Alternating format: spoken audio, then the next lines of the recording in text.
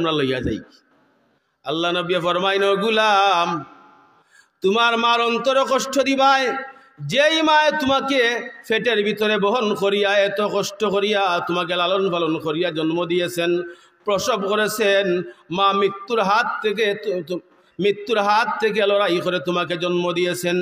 ও আমার গুলাম, তুমি যদি তোমার মারে কষ্ট দেও, তোমার আব্বারে কষ্ট দেও, জানোনি তুমি যদি বায়তুল্লাহর মুসাফির হও, হজ যদি করো, উমরাও যদি করো, তুমি যদি জিহাদের ময়দানেও যাও, তুমি যদি নামাজ পড়ো, তুমি যদি রোজা রাখো, তুমি যদি তাহাজ্জুদ পড়ো, সারা রাত যদি নফল ইবাদত করো, তুমি যদি সারা দিন সারা রাত কোরআন মজিদের তিলাওয়াত করো, তারপরে তোমার মা এবং বাবা যদি বেজার থাকেন, তোমার একটু আমলও আল্লাহর দরবারও কবুল হবে না। একটা আমল কবুল হইতে হয়। আবার কথা না, হাদিসের কথা।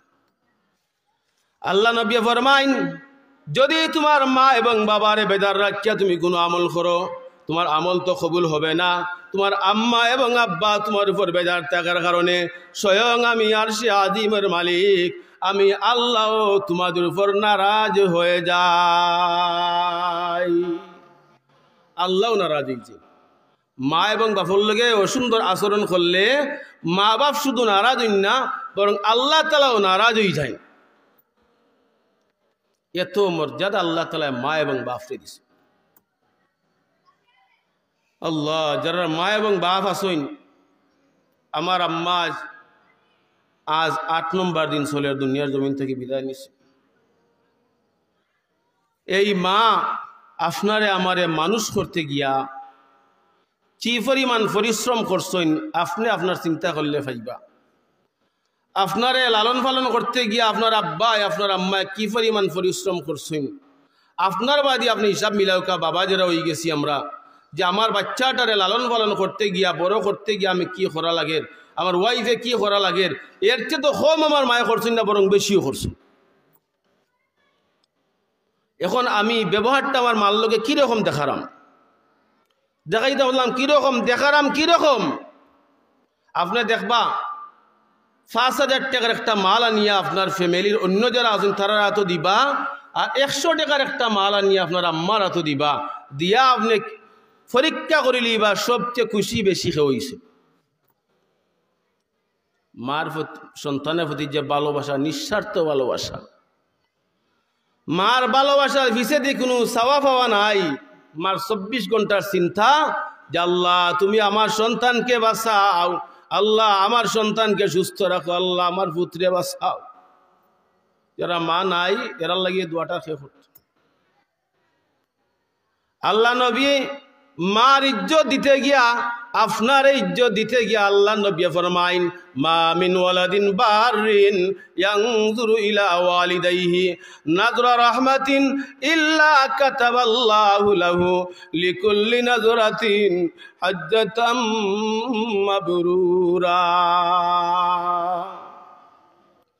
আল্লাহ নবী বলেন, বাইহাকি শরীফের হাদিস, আল্লাহ নবী বলেন, ও আমার উম্মত শুনো, মা মিন ওয়ালাদিন বারিন ইয়ানজুরু ইলা ওয়ালিদাইহি নাযরা রাহমাতিন ইল্লা কাতাবাল্লাহু লাহু লিকুল্লি নাযরাতিন হাজ্জাতাম মাবরুরা।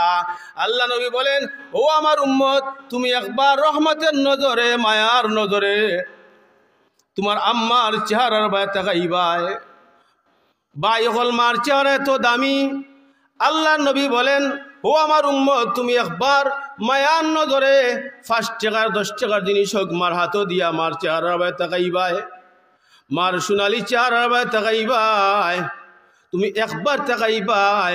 ও আমার উম্মত, তুমি ১ লক্ষ টাকা দিয়া, তুমি ১.৫ লক্ষ টাকা দিয়া, তুমি ২ লক্ষ ৩ লক্ষ টাকা দিয়া হজ করবাই, কিন্তু তোমার হজ কবুল হয়েছে কিনা এই ব্যাপারে কোনো গ্যারান্টি নাই।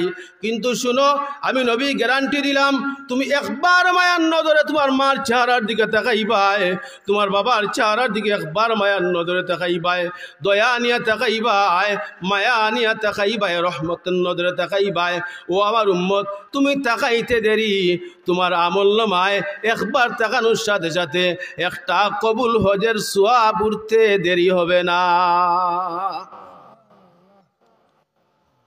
আল্লাহ, সাহাবায়ে কেরাম জিজ্ঞাসা করেন, ইয়া রাসূলুল্লাহ, ইয়া হাবিবাল্লাহ, ওগো আল্লাহর নবী, কেউ একবার নয়, দুইবার নয়, 10 বার নয়, বরং 100 বার যদি তা খায়। আল্লাহ নবী বললেন, সাহাবায়ে কেরাম, আল্লাহ হলেন বাদশাহ, যার বাদশাহীর মধ্যে কোনো কমি নাই, সারা দুনিয়ার মানুষের প্রয়োজন মিটাইয়া দিলেও কমবে না। ও সাহাবায়ে কেরাম শুনো, কেউ একবার, দুইবার, 100 বার নয়, বরং তার মা এবং বাবার চেহারার দিকে যদি 1000 বারও সে রহমতের নজরে তাকায়, মহান আল্লাহ 1000 মকবুল হজের সওয়াব তার আমলনামায় দিয়া দিবেন। এখন চিন্তা করি দেখো